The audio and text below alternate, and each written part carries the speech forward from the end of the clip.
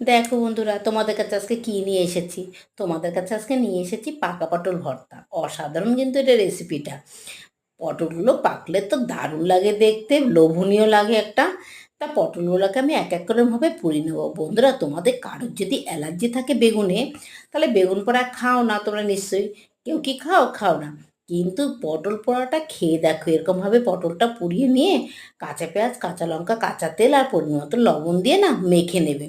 আমি পেস্ট করে নিয়েছি, যেহেতু আমার বাড়ির বাবা এসছে, বাবার দাঁতে প্রবলেম আছে, বা বীজগুলো দাঁতে পড়লে তো মানে অসুবিধা হবে। বীজগুলো কিন্তু, পাকা পটলের বীজ কিন্তু খুব শক্ত, তার জন্য আমি পেস্ট করে নিচ্ছি। কিন্তু তোমরা পেস্ট না করে নিলেও হবে, পুড়িয়ে সুন্দর করে ধুয়ে মেখে নেবে চটকে।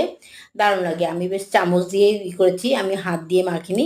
তোমরা হাত দিয়ে চটকে মাখতে পারো। বন্ধুরা, ভিডিওটা কিরকম লাগলো, ভালো লাগলে একটা লাইক করো, একটা কমেন্ট করো। আর এইটা দারুণ কিন্তু, গরম ভাতে অসাধারণ টেস্ট, খেয়ে দেখো।